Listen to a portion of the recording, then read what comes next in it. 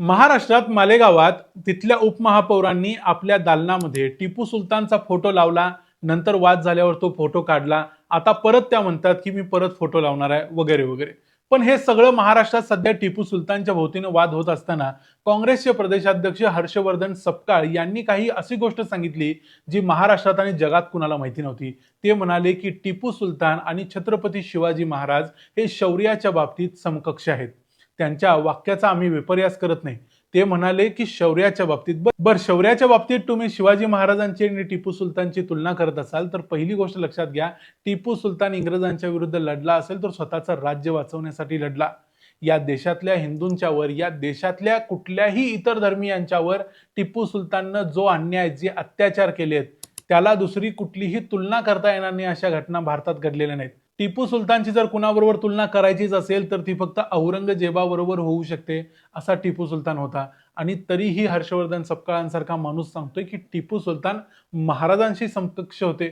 इथं मी तुम्हाला एक उदाहरण देतो, पुराव्यासकट एक गोष्ट सांगतो आणि त्या गोष्टीनंतर तुम्ही सांगा की टिपू सुलतान किती नालायक आणि किती हरामखोर माणूस होता. हे तुम्हाला या व्हिडिओच्या शेवटी समजेल. तर भारतात एक असं गाव आहे, या गावामध्ये कधीही दिवाळी साजरी केली जात नाही. जवळजवळ मागची 241 वर्ष झाली या गावात दिवाळी साजरी होत नाही. कारण काय, तर टिपू सुलतान. टिपू सुलतानचा मग काय संबंध आहे इथं, तर याचा संबंध असा आहे की सगळ्यात पहिल्यांदा समजून घ्या की म्हैसूरमध्ये पहिल्यांदा कृष्णराज वाडियार नावाच्या एका राजाचं राज्य होतं. या कृष्णराज वाडियारचा एक सेनापती होता, त्याचं नाव म्हणजे हैदर अली. आणि या हैदर अलीनं कृष्णराज वाडियारला गादीवरती नावापुरतं बसवलं आणि सगळी सत्ता आपल्या ताब्यात घेतली आणि तोच म्हैसूरमधून राज्य करायला लागला. आता या हैदर अलीला थोडीशी तरी जाणीव होती की सगळं राज्य नॉमिनली का होईना या व्यक्तीचं म्हणजे वॉडियर याचं आहे, त्यामुळं त्यानं नावापुरतं त्याला समोर बसवलेलं होतं, वरती बसवलेलं होतं. पण ज्या वेळेला हैदर अलीचा मृत्यू झाला त्यानंतर हैदर अलीकडून ही संपूर्ण सत्ता हैदर अलीचा मुलगा असलेल्या टिपू सुलतानकडे गेली. आणि टिपू सुलतानला जगात फेमस व्हायचं होतं, गाझी व्हायचं होतं आणि त्यासाठी तो काहीही करायला तयार होता. त्यासाठी आपल्याच प्रजेची हत्या, कत्तल करण्यासाठी देखील टिपू सुलतान तयार होता. त्यामुळे टिपू सुलतानला जी गोष्ट त्याच्या बापाला जी कळत होती ती कधीच कळली नाही आणि टिपू सुलतानचं संपूर्ण राज्य व्यवस्था आणि पद्धत ही पूर्णपणे वेगळी होती. आणि याचं कारण मग त्या गावामध्ये काय झालं ते थोडक्यात सांगतो. काय होतं, कुठलीही राज्यव्यवस्था किंवा कुठलाही राजा म्हटल्यानंतर एकमेकाला शह प्रतिशह द्यायचा प्रयत्न ते करतच असतात. या वेळेला कृष्णराज वाडियार, ज्याची संपूर्ण सत्ता या टिपू सुलताननं आणि त्याच्या वडिलांनी हडप केलेली होती, त्या कृष्णराज वाडियारची जी पत्नी होती लक्ष्मी अम्मनी, ती देखील प्रयत्न करत होती की टिपू सुलतान कसा तरी सत्तेवरून जाईल आणि आमचं राज्य आम्हाला परत मिळेल. आता हे करण्यामध्ये काही गैर नव्हतं. अर्थात टिपू सुलतानच्या विरोधात ती करत होती, त्यामुळे टिपू सुलतानला या गोष्टीचा राग येणं साहजिक होतं.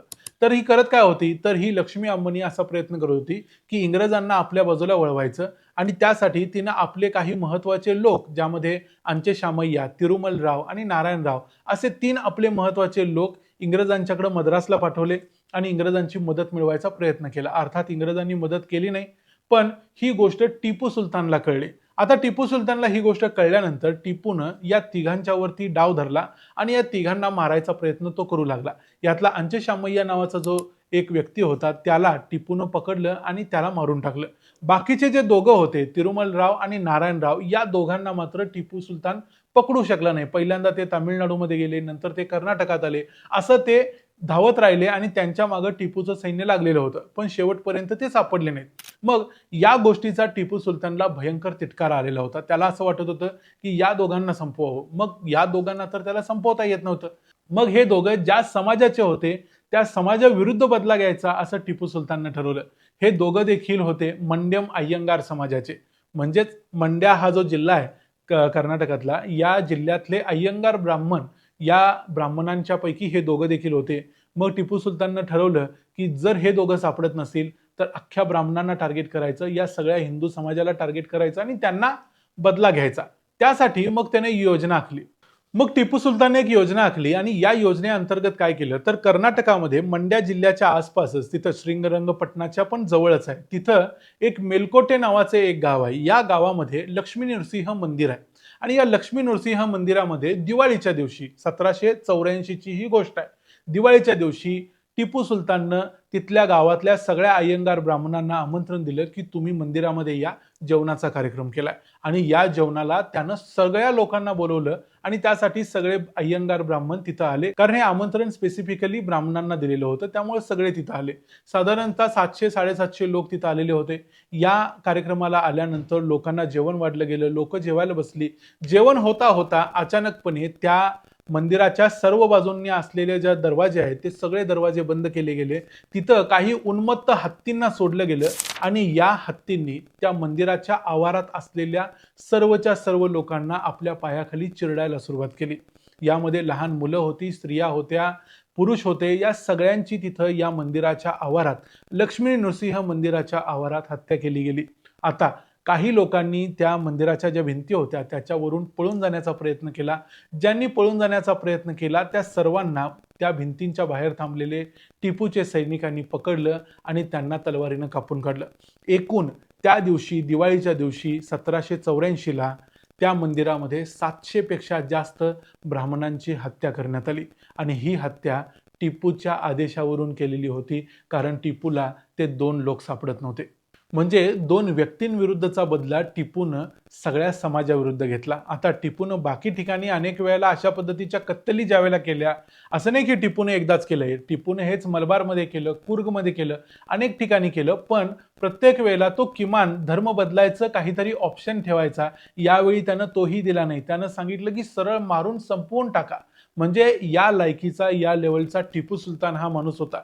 टिपू सुलतान फक्त कुठल्या तरी मंदिराला त्यानं दान दिलं किंवा कुठल्या तरी मंदिराला त्यानं काहीतरी मदत केली, एवढ्यावरून टिपू सुलतानची परीक्षा करून त्याला सेक्युलर ठरवायचा प्रयत्न करणं हा मूर्खपणाचा आहे. मूर्खपणाचा आहे असं मी अनेकदा म्हणतो. कारण काय आहे, टिपू सुलतान हा भारताचा, महाराष्ट्राचा, कर्नाटकचा कुणाचाच नायक होऊ शकत नाही.